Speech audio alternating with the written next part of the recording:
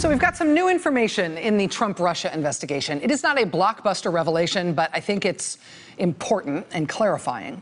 It's about a key part of the behavior of the Trump administration with regard to the FBI since Trump has been in office. So not during the campaign, but since the inauguration. And I think what is widely believed to have happened, what is widely believed to have, actually widely reported to have happened at this key point in time, what we think we know about it, I think is wrong. And I think we can correct that record tonight. So just settle in for a second and follow this through with me. All right, first of all, there are two things that we know for sure the FBI is investigating. And we know it for sure because the FBI has said so publicly. Then there is a third thing that we believe the FBI is investigating, but we don't actually know for sure. What we know for sure about what the FBI is investigating, we know because James Comey said so publicly in Congress. I have been authorized by the Department of Justice to confirm that the FBI, as part of our counterintelligence mission, is investigating the Russian government's efforts to interfere in the 2016 presidential election. And that includes investigating the nature of any links between individuals associated with the Trump campaign and the Russian government, and whether there was any coordination between the campaign and Russia's efforts. So that was their one and only public statement. And that means there are two things we know for sure from public information that the FBI is investigating. There's also another thing we believe they're investigating. As you just heard Comey say, they're the two things the FBI confirms they're looking into are, number one, the Russian government's efforts to interfere in the 2016 presidential election. Number two, the nature of any links between the Trump campaign and the Russian government, including that question of whether people associated with the Trump campaign coordinated with the Russians. We know those two investigations are underway at the FBI. After James Comey was fired, those investigations started being overseen by the acting director of the FBI, who they promoted to replace Comey, Andrew McCabe. And then once the special counsel was appointed, the guy who took over running those investigations is Robert Mueller, former director of the Bureau, who has authority not only to investigate what happened, but to bring charges if he sees fit. And we know from the order that appointed Mueller to that role that the investigations he's overseeing are those investigations you just heard Comey describe to Congress there on that day back in March. But there is another matter that is widely believed to also be the subject of FBI investigation. We don't know for sure because the FBI hasn't said, but it is widely believed that they may also be looking into the issue of obstruction of justice. We believe the Justice Department may be investigating this through their Inspector General's office, but that is not confirmed. We also believe that the Robert Mueller-led investigations may include obstruction of justice issues. The order naming him as special counsel says he'll investigate any links and/or coordination between the Russian government and individuals associated with the Trump campaign. But then right after that, it also says he may investigate, quote, do we have that? Yes. Any matters that arose or may arise directly from that investigation. So we believe, we don't know, but we believe that matters that may arise directly from that investigation may include the possibility of the Trump transition, the Trump administration, even potentially the president himself, trying to obstruct justice, trying to pervert or impede or stop the initial investigation into whether or not Trump and his campaign worked with the Russians. So the first thing we know the FBI is investigating, the Russian attack on our election. We already know a lot about that as civilians, right? The intelligence community has put out two public reports on that, one back in October and an extensive one in January. The second thing that's definitely being investigated by the FBI, this possibility of the Trump campaign helping the Russians in their attack or cooperating in it. Well, we know more and more about that possibility all the time. Investigators and journalists every day track down more and more information about the inordinate and bewildering number of contacts between Trump campaign figures and Russian officials during the course of the campaign and thereafter. That's where the real drama is in terms of the day-to-day reporting on this scandal. But here's where it's, I think, time to get real about what that means.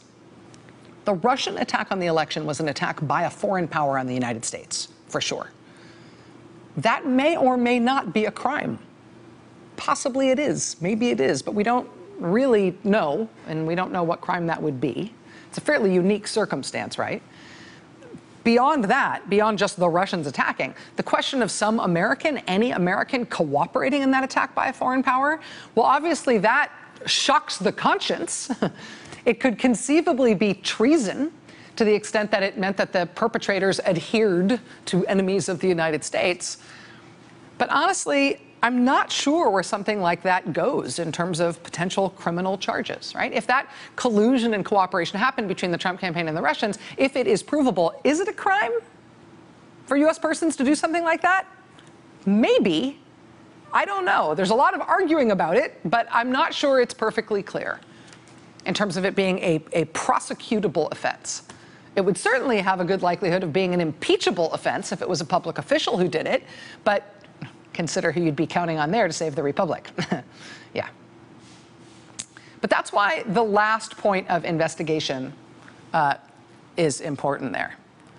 The possibility of investigating obstruction of justice.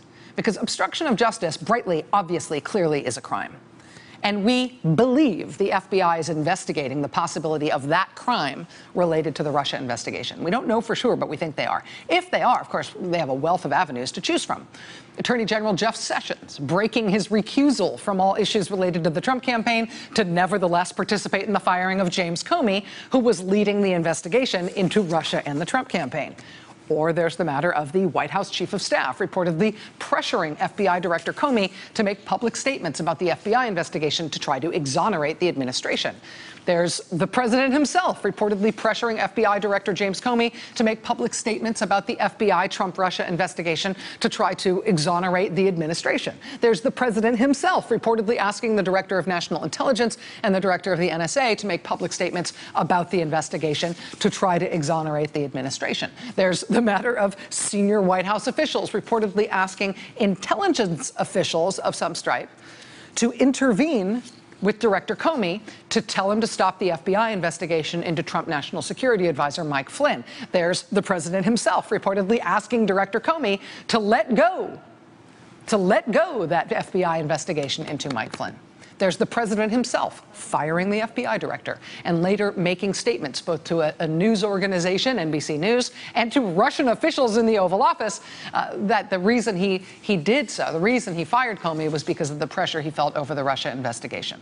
There's also what appear to be potentially knowingly false statements by multiple Justice Department officials and White House officials, including the vice president himself, about why Director Comey was fired. There's also efforts by Justice Department officials to create a false pretext for why Director Comey was fired. There's also what appear to be knowingly false statements about what the White House and the transition knew about National Security Advisor Mike Flynn and when they knew it. So it's not like there's any shortage of avenues, right, to drive down if what you're trying to prove is obstruction of justice. All of those things may be part of any ongoing investigation into whether the president and this administration obstructed justice in the Trump-Russia investigation. There's a ton. But here's one that maybe should not be seen as one of those avenues. On May 10th, the day after James Comey was fired, the New York Times reported that less than a week before he was fired, the FBI director had asked the Justice Department for more resources in the Russia investigation. Quote, days before he was fired as FBI director, James Comey asked the Justice Department for more prosecutors and other personnel to accelerate the Bureau's investigation into Russia's interference in the presidential election. That was the Times' first reporting. Similar versions of that story were subsequently reported by multiple media outlets, including NBC News. But from the beginning, there was this interesting thing. The Justice Department insisted emphatically that it was not true. That this claim that James Comey had asked for more resources, they said that was totally false. It was 100% false. There was absolutely no request. And honestly, I will tell you personally, I don't trust official denials any further than I can throw them, particularly these days. But there was just something not just insistent, but instant, insistent, and consistent, just emphatic about the Justice Department denials on this. And then the acting director of the FBI, under oath, said he knew of no such request by Director Comey for more resources for the Trump-Russia investigation in the days before he was fired.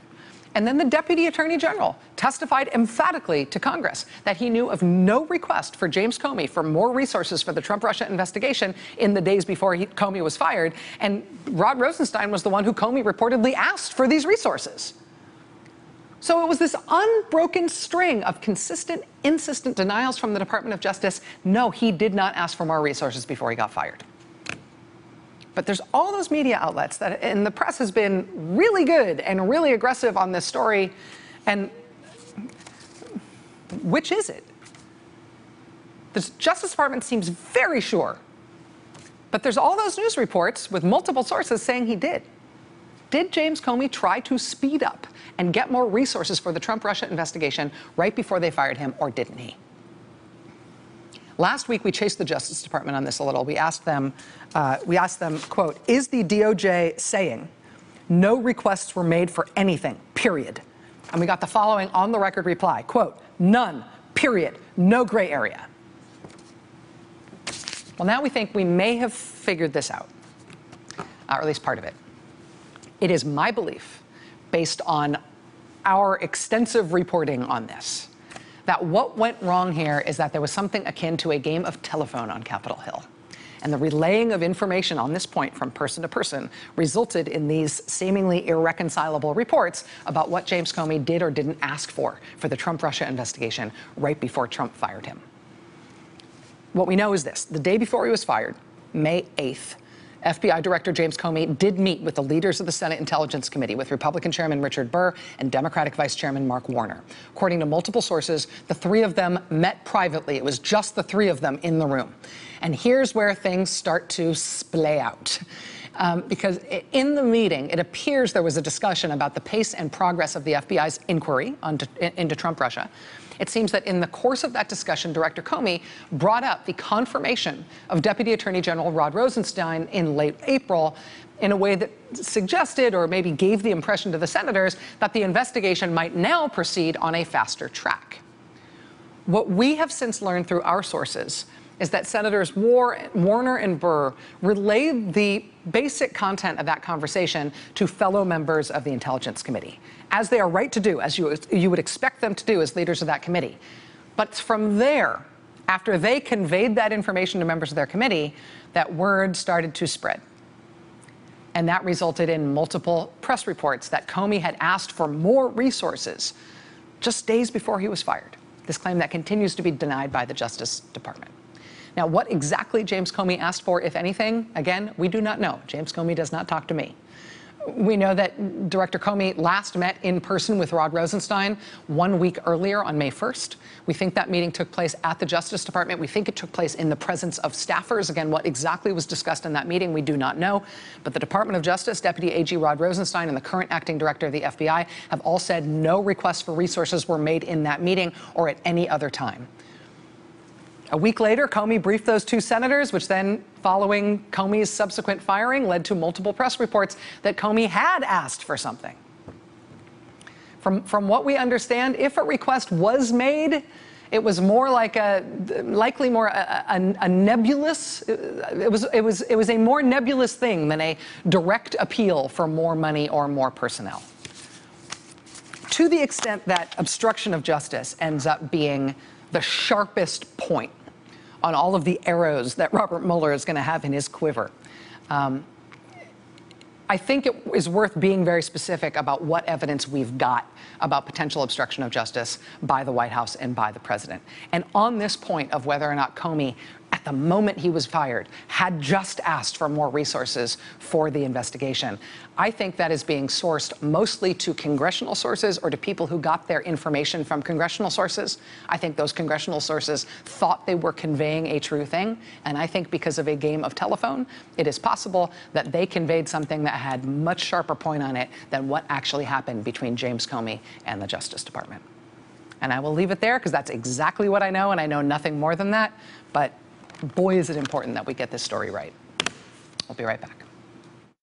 Hey there, I'm Chris Hayes from MSNBC. Thanks for watching MSNBC on YouTube. If you want to keep up to date with the videos we're putting out, you can click subscribe just below me or click over on this list to see lots of other great videos.